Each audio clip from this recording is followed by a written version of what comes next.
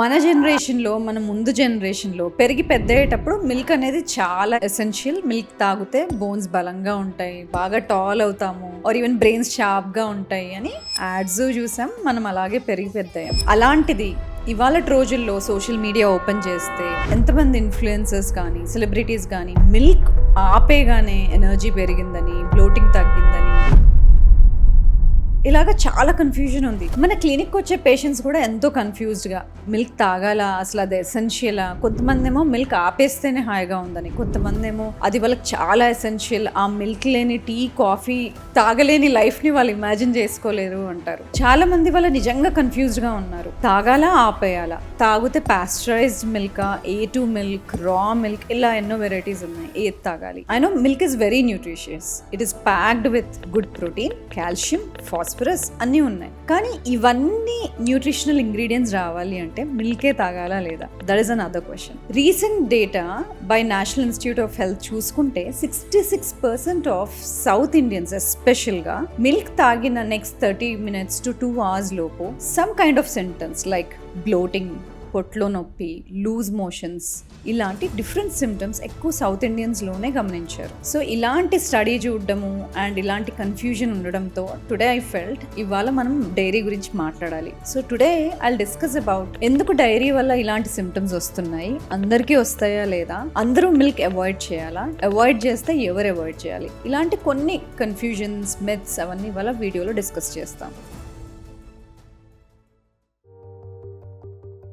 ఫస్ట్లో మిల్క్లో ఏముంది? మిల్క్లో బాడీకి అవసరమయ్యే న్యూట్రియన్స్ ఉన్నాయి. It has complete protein, calcium, phosphorus, B12. Milk తాగితే ఇవన్నీ బాడీకి వస్తాయా అంటే డెఫినెట్గా వస్తాయి. కానీ ఈ న్యూట్రియన్స్ బాడీకి రావడానికి మిల్కే తాగాల్సిన అవసరం లేదు. సో వేరే ఫుడ్స్లో B12, కాల్షియం, ఫాస్ఫరస్, ప్రోటీన్ వచ్చే ఫుడ్స్ తీసుకున్నా మన బాడీకి కావాల్సిన న్యూట్రిషనల్ వాల్యూ వస్తుంది. సో మిల్క్ తాగని వాళ్ళు ఇవేవి బాడీకి రావు అని భయపడాల్సిన అవసరం లేదు. అలాగే ఇంకోటి వింటూ వస్తుంది ఏంటి, ఎవరికైనా హార్ట్ డిసీజ్ ఉంది అంటే మీకు సాచురేటెడ్ ఫ్యాట్ తగ్గాలి, సో మిల్క్ ప్రోడక్ట్స్ తగ్గించండి అని ఎప్పటి నుండో వింటూ వస్తున్నారు. కానీ మనం population based large scale studies కనుక చూసుకున్నట్లయితే మిల్క్ తాగడం వల్ల హెల్దీ పీపుల్లో హార్ట్ డిసీజెస్ వస్తాయి అని ఎక్కడా లేదు. హెల్దీ పాపులేషన్కి మెటబాలిక్ హెల్త్ సరిగ్గా లేని పాపులేషన్కి డిఫరెన్స్ ఉంటుంది. మెటబాలిక్ హెల్త్ సరిగ్గా లేకపోవడం అంటే ఏంటి?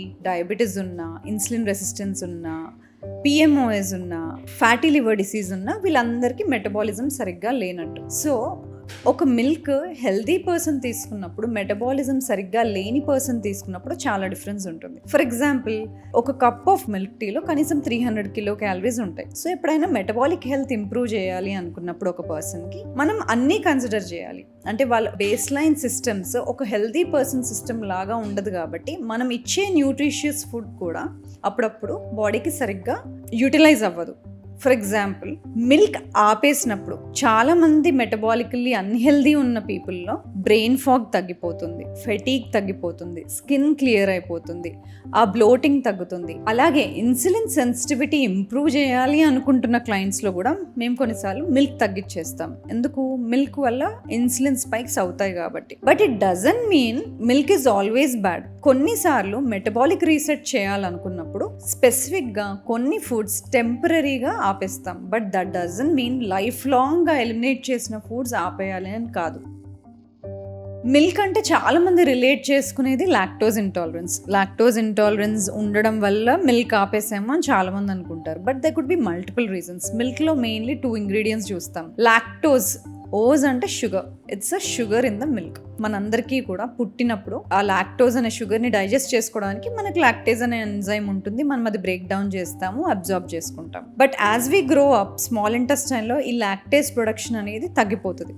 But it depends on different individuals ఎలా తగ్గిపోతుంది అని. కొంతమందిలో ఇన్ ఫ్యూ పీపుల్ ఈ లాక్టేజ్ అనే ఎంజైమ్ చాలా చాలా తక్కువ లెవెల్స్లో ఉంటుంది. అప్పుడు వాళ్ళు ఏ మిల్క్ తీసుకున్నా they can't break down milk and వాళ్ళకి సిమ్టమ్స్ వస్తాయి. దీన్ని లాక్టోజ్ ఇంటాలరెన్స్ అంటారు. Second thing is there is protein in the milk also.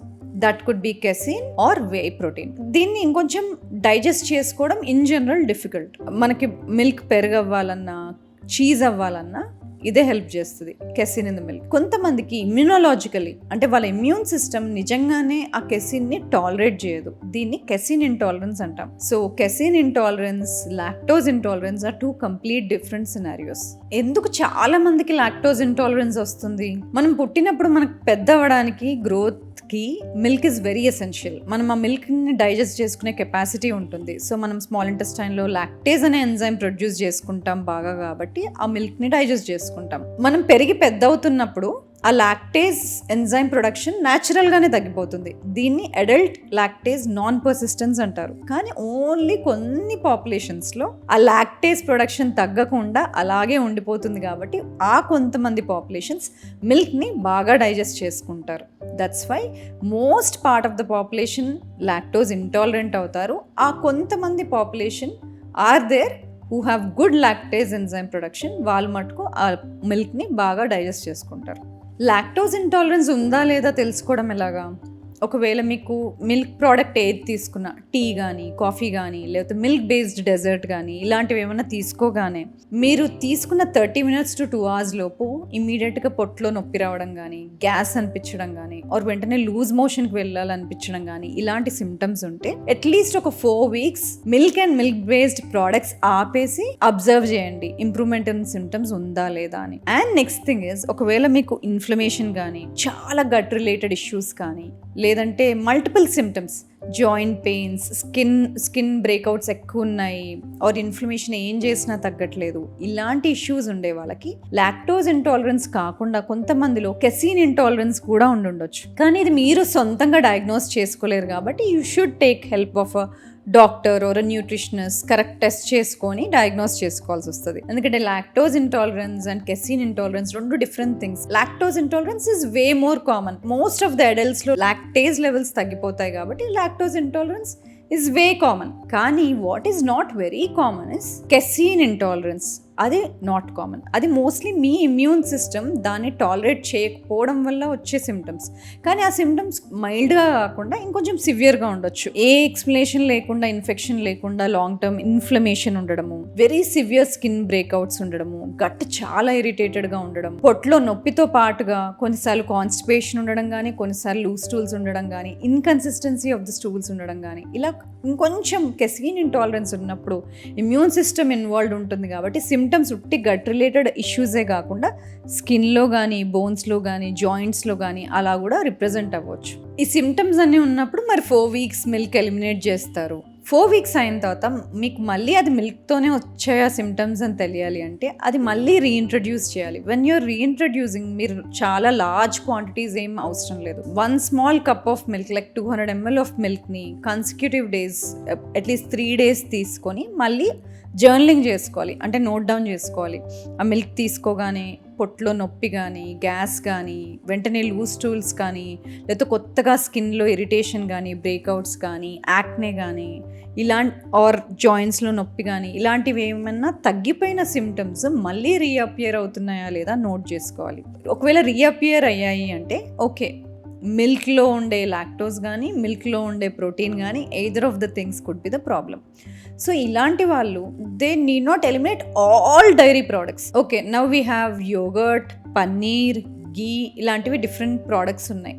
కొంతమందికి మిల్క్తోనే ప్రాబ్లం ఉంటుంది, యోగర్ట్ కానీ, గీ కానీ తీసుకున్నప్పుడు ఉండదు. ఎందుకు? మనం పెరుగు తింటున్నప్పుడు పెరుగులో ఉండే బ్యాక్టీరియా చాలా మటుకు లాక్టోజ్ని ఆల్రెడీ బ్రేక్ డౌన్ చేసేస్తుంది. సో లాక్టోజ్ లెవెల్స్ యోగర్ట్లో తక్కువ ఉంటాయి కాబట్టి మిల్క్ తీసుకున్నప్పుడు వచ్చే సిమ్టమ్స్ చాలా మందికి యోగర్ట్ వల్ల రావు. కానీ యోగర్ట్లో ప్రోటీన్ ఉంటుంది, ఓన్లీ లాక్టోజ్ లెవెల్సే కొంచెం తక్కువగా ఉంటాయి. కాబట్టి ప్రోటీన్ ఇంటాలరెన్స్ ఉన్న వాళ్ళు యోగర్ట్ తీసుకున్నా కూడా గట్ రిలేటెడ్ ఇష్యూస్ ఉంటాయి. So that could be protein అంటే casein or whey protein in the milk, that could be their problem.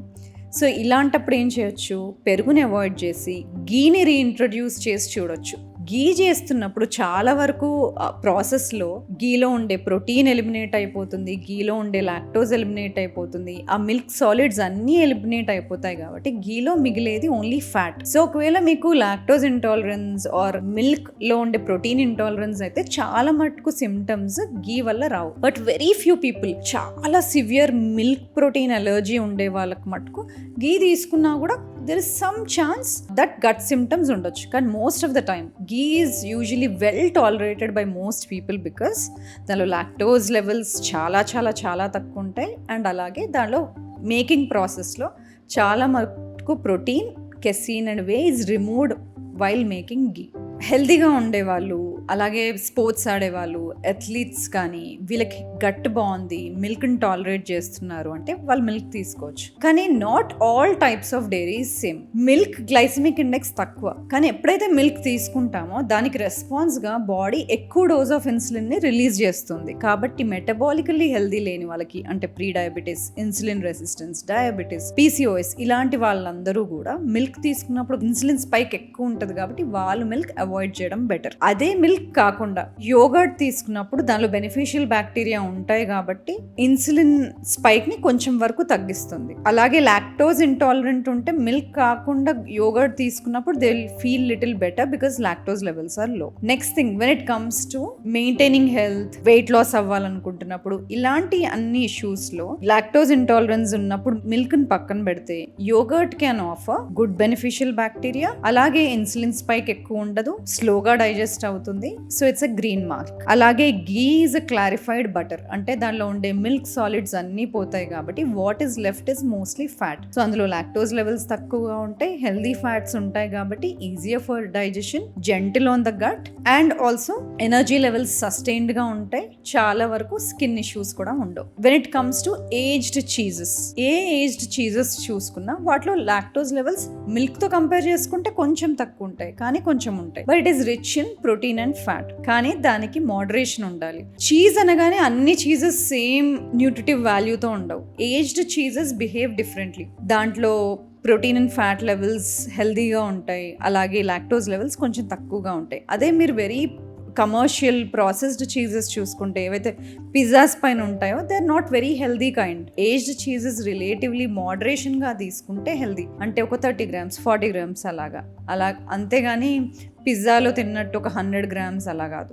So overall మీకు మెటబాలిజం సరిగ్గా లేకపోతే, డయాబెటీస్ ఉన్నా, ప్రీ డయాబెటీస్ ఉన్నా, ఫ్యాటీ లివర్ డిసీజ్ ఉన్నా, లేకపోతే పీసీఓఎస్ ఉన్నా, లేకపోతే skin issues, joint issues, gut issues ఇలాంటివన్నీ ఉన్నప్పుడు you should follow this pattern. Eliminate milk and see how the symptoms are improving. Better అనిపిస్తే then eliminate up to 4 to 6 weeks. మళ్ళీ మీరు reintroduce చేసినప్పుడు సిమిలర్ సిమ్టమ్స్ వస్తున్నాయి అంటే try to avoid milk as much as possible. But try other forms of milk products like yogurt కానీ, పన్నీర్ కానీ, butter కానీ and see how you're tolerating. సడన్గా acne వస్తే మిల్క్ కట్ చేయమంటారు, డయాబెటీస్ వస్తే మిల్క్ ఆపేయమంటారు, ఆర్ మీరు బాడీ బిల్డ్ చేయట్లేదు కదా మీకు మిల్క్ అవసరం లేదు అంటారు. సో మిల్క్కి గ్రోత్కి ఏంటి సంబంధం? సో మిల్క్ తీసుకోగానే ఓన్లీ విటమిన్స్ వస్తాయని కాదు, అది బాడీలో 3 ఇంపార్టెంట్ పాత్వేస్ని ట్రిగర్ చేస్తుంది. ఒకటి హార్మోన్స్లో ఇన్సులిన్ యాక్టివేట్ చేస్తుంది, అలాగే మన గ్రోత్కి కావాల్సిన ఇన్సులిన్ లైక్ గ్రోత్ ఫ్యాక్టర్ని యాక్టివేట్ చేస్తుంది, అలాగే మన మసిల్ గ్రోత్కి కావాల్సిన ఎంటోర్ని కూడా యాక్టివేట్ చేస్తుంది. హెల్తీగా ఉండే ఇండివిజువల్ బాడీ బిల్డ్ చేస్తుంటే, ఆర్ హెల్తీగా ఉండే ఇండివిజువల్ స్పోర్ట్స్లో ఉన్నారు, ఆర్ అథ్లెటిక్స్లో ఉన్నారు, ఆర్ రెగ్యులర్గా ఛాలెంజింగ్ యాక్టివిటీస్ చేస్తారు అంటే మిల్క్ క్యాన్ సపోర్ట్ దెమ్. ఎందుకంటే it helps them to grow, it helps them to repair, it helps them to build there muscles. కానీ అదే అడల్ట్ మెటబాలికలీ అన్హెల్దీ ఉన్నా, గట్ హెల్త్ బాగాలేకపోయినా, ఆర్ అదే అడల్ట్కి డయాబెటీస్ ఉంది, ఇలాంటి సినారియోస్లో మనకి అనవసరంగా ఇన్సులిన్ పెరగాల్సిన అవసరం లేదు, మనకి insulin like growth factor increase అవ్వాల్సిన అవసరం లేదు, ఎంటోర్ యాక్టివేట్ అవ్వాల్సిన అవసరం లేదు. ఎందుకంటే మెటబాలికలీ అన్హెల్దీ ఉన్నప్పుడు సేమ్ మిల్క్ చాలా పెద్ద ఇన్సులిన్ స్పైక్ని క్రియేట్ చేస్తుంది. దానివల్ల ఇన్సులిన్ రెసిస్టెన్స్ తగ్గదు, బ్లడ్ షుగర్స్ కంట్రోల్లోకి రావు. చైల్డ్హుడ్లో మనకి ఇన్సులిన్ లైక్ గ్రోత్ ఫ్యాక్టర్, ఎంటోర్ ఎక్కువ ఉండాలి, ఆర్ వాటిని సపోర్ట్ చేసే ఫుడ్స్ ఎక్కువ తీసుకోవాలి. ఎందుకు? చైల్డ్హుడ్లో ఆ గ్రోత్ అవసరం కాబట్టి. అదే అడల్ట్ అయినప్పుడు, అది హెల్దీగా లేనప్పుడు గ్రోత్ పాత్వేస్ని ట్రిగర్ చేయాల్సిన అవసరం లేదు. అందుకనే milk should be avoided, or mTOR activating insulin like growth factor 1 activating ప్రోడక్ట్స్ని ఎక్కువ తీసుకోవాల్సిన అవసరం అన్హెల్దీ అడల్ట్స్కి లేదు. But if you're trying to get in to sports, if you're trying to get in to body building, అలాంటప్పుడు మోడరేషన్గా milk తీసుకున్నప్పుడు problem ఏమి ఉండదు. మరి మిల్క్ మానేస్తే న్యూట్రిషన్ అంతా పోతుంది కదా అంటారు. మిల్క్ మానేసినప్పుడు మనకి మిస్ అయ్యే nutrients protein, calcium and B12. So milk తీసుకున్నప్పుడు we can always support the body with foods which contain these nutrients. అంటే సో కాల్షియం కావాలి అంటే you can replace them with spinach, fenugreek or మన aged cheeses కానీ, or even you can take curd. అలాగే milk లేనప్పుడు మనకు రావాల్సిన ప్రోటీన్ని we can substitute with tofu కానీ, తెంపే కానీ, లేకపోతే non vegetarian sources like fish, eggs, chicken, ఇలాంటి సోర్సెస్ తీసుకోవచ్చు. Or even sprouts. అలాగే B12 కోసం when you are not drinking milk again, మీరు పన్నీర్ కానీ, లేదంటే ferment aged cheeses or even eggs కానీ, otherwise if you don't take any of these, అప్పుడు B12 supplements పైన డిపెండ్ అవ్వాల్సి ఉంటుంది. So if you choosing to drink dairy milk, మీరు marketing లేబుల్స్కి పడిపోకుండా ఎథికల్ ప్రొడక్షన్ ఉండే ఫార్మ్స్ నుండి యూ డ్రింక్ మిల్క్. అలాగే make sure it is pasteurised and homogenised. అయినో బయట పాస్చరైజేషన్ వద్దని, హోమోజనైజేషన్ వద్దని కొత్తగా లేబుల్స్ ఉన్నాయి, but it saves your lives. Nutrition is not compromised when you are pasteurising or even homogenising the milk. So conclusion is, infants జనరల్గా మిల్క్ని tolerate చేస్తారు and body makes lot of lactase కాబట్టి children can take milk. కానీ milk వల్ల symptoms వస్తున్నాయి అంటే mothers should observe and bring that to their paediatrician. కానీ అడల్ట్స్కి మిల్క్ తాగడం అనేది ఎసెన్షియల్ కాదు. మిల్క్ వల్ల వచ్చే న్యూట్రిషియస్ ఇంగ్రీడియంట్స్ని adults can always consume by replacing them with protein rich sources, calcium rich foods and also B12 rich foods. But if you enjoy a cup of milk coffee, a cup of milk tea, if you're metabolically healthy, you can consume. But gut issues ఉన్నాయి or you're trying to work on your blood glucose levels, then అలాంటప్పుడు stay away from milk. You can always choose other milk products which are very gut friendly and అలాగే it doesn't have lot of impact on the insulin. So ఇవాళ వీడియోతో I believe milk పైన ఉండే కొంచెం confusion clear అయింది అనుకుంటున్నాను. If you like this video, share it with your family and friends. And అలాగే if you find it informative, please do not miss my previous other 2 videos. One is autoimmune and other one is IBS. And if you have not yet subscribed to my channel, please subscribe to Dr. Samtatulla.